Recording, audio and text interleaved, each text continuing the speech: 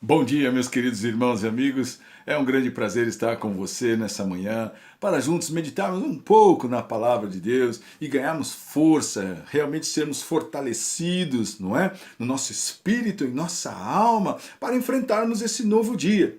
E olha, nós estamos estudando nesse tempo um tema muito importante. Falamos sobre a igreja, sua formação, como viviam os crentes do primeiro século.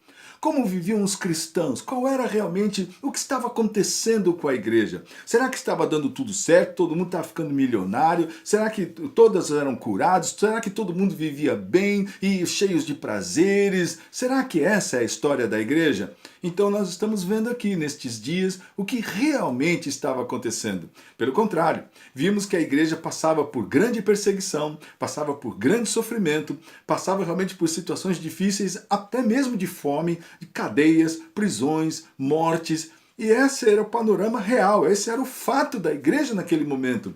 E por conta disso, os crentes estavam o quê? Desesperados, abatidos, desanimados e se desviando. Eles estavam cada vez mais crescendo no evangelho, aprendendo inclusive a participar, se envolver, socorrendo os pobres, ajudando as igrejas mais frágeis, estavam realmente compartilhando fé e se fortalecendo uns aos outros. Ah, que ensinamento precioso que nós precisamos ter para as nossas vidas nesse tempo. E olha, esse não é um ensinamento para que os outros façam com você, é para que você faça com os outros. Precisamos nos voltar para Cristo nesse tempo, nos arrepender da nossa falta de posição, por causa que nós acabamos ficando frios, alguns mornos, outras pessoas se desviaram da verdade, aceitamos algumas verdades da Bíblia, mas não todas as verdades da Bíblia. Somos obedientes a algumas verdades da Bíblia, mas não todas as verdades da Bíblia. E é isso que tem atrapalhado a vida cristã. É isso que faz com que as pessoas se sintam ainda abatidas, inseguras, tristes, angustiadas. O que está acontecendo?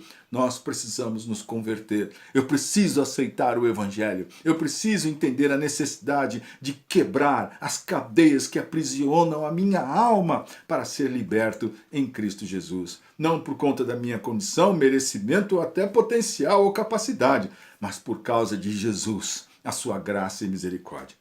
Vamos lá, vamos continuar aqui no capítulo 12 agora, do verso 20 até o verso 25. Está escrito: ora, havia séria divergência entre o rei Herodes e os habitantes de Tiro e de Sidom. Porém estes, de comum acordo, se apresentaram a ele e depois de alcançar o favor de Blasto, que era um camarista, um camareiro do rei, pediram reconciliação, porque a sua terra se abastecia do país do rei. Em dia designado, Herodes, vestido do traje real, assentado no trono, dirigiu-lhes a palavra, e o povo clamava: é a voz de um Deus, e não de homem. No mesmo instante, um anjo do Senhor o feriu, por ele não haver dado glória a Deus, e, comido de vermes, expirou. Entretanto, a palavra do Senhor crescia e se multiplicava. Barnabé e Saulo, cumprida a sua missão, voltaram de Jerusalém, levando também consigo João, apelidado de Marcos. Então nós vemos aqui uma história muito interessante nesse momento da formação da igreja, que foi a morte do rei Herodes. Mas como isso aconteceu? Veja só, havia divergência, um desacordo entre Herodes e os habitantes de outra cidade, de Tiro e de Sidom. Eles tinham lá algumas coisas que eles não estavam concordando. Só que essas duas cidades, Tiro e Sidom, dependiam dos mantimentos da Judéia. Então, eles foram ali buscar realmente o favor do rei Herodes. E ajudado por esse tal Blasto, que era um camareiro do rei, eles conseguiram realmente essa reconciliação, porque eles precisavam ser abastecidos, né, do país do rei Herodes. Então, nesse dia designado, Herodes, vestido do traje real, começou a trazer uma palavra para todos eles. E é claro, eles recebendo esse favor do rei, todos eles, nossa, é a voz de um anjo, é a voz do Senhor. Reconheceram o poder, a força, não é? A majestade do rei. E o que aconteceu? No mesmo instante, um anjo do Senhor o feriu, por ele não haver dado glória a Deus e comido de vermes, expirou. Que coisa interessante nós podemos aprender aqui. Primeiro, que ninguém pode ocupar o lugar de Deus. Ninguém pode compartilhar a glória do Senhor. A glória de Deus lhe pertence. O Senhor é Deus.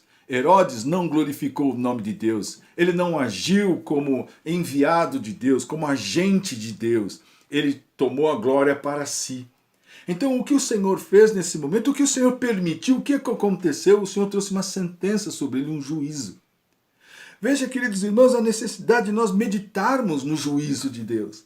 De nós meditarmos naquilo que estamos semeando e naquilo que estamos plantando. Se eu estou vivendo para a minha glória ou se eu estou vivendo para a glória do Senhor. Muitos cristãos neste século têm sido desviados da verdade porque de alguma maneira foram estimulados, motivados, ensinados a buscar a sua própria glória, o seu próprio prazer, a sua própria vida. Estão andando de acordo com os seus prazeres e oram dessa forma: Senhor, abre a porta aqui, mas eu estou indo e estou fazendo. E nós precisamos começar a perceber se tudo que eu vivo é para mim ou se eu vivo para o Senhor. Não importa se no muito ou no pouco, doente ou não, com muita aflição ou pouca, com grande dificuldade ou sem dificuldade, com fome ou sem fome, não importa. Eu vivo para mim? Estou preocupado comigo mesmo? Ou eu vivo para a glória do Senhor? De outra forma, se eu vivo para mim, qualquer movimento que acontecer, eu sempre vou chamar os meus valores, as minhas disposições, como eu consigo, porque eu faço, porque eu sou obediente, porque Deus me usa, porque eu sou especial. E não é essa a verdade do Evangelho. Nós precisamos nos humilhar diante das onipotentes mãos do soberano divino Criador. Esta visão precisa mudar. Aprendemos a ter uma visão muito simplista de Deus. E chegou o tempo da igreja ter temor diante do Senhor. Porque o que aconteceu nesse momento está lá no verso 24. Entretanto, acontecendo isso, a palavra do Senhor crescia e se multiplicava. O que é que crescia? A palavra do Senhor. Veja qual era o propósito do Senhor: que a mensagem do Evangelho alcançasse as cidades, os povos, as nações, as pessoas. Então era isso que o Senhor estava fazendo, até mesmo através da perseguição. Barnabé e Saulo, uma vez que eles levaram o mantimento, o socorro que nós vimos nos capítulos anteriores para a Judéia, depois disso eles saíram, eles voltaram de Jerusalém, levando também consigo João Marcos, para que ele estivesse também ajudando nesse trabalho. Veja, o Evangelho estava crescendo.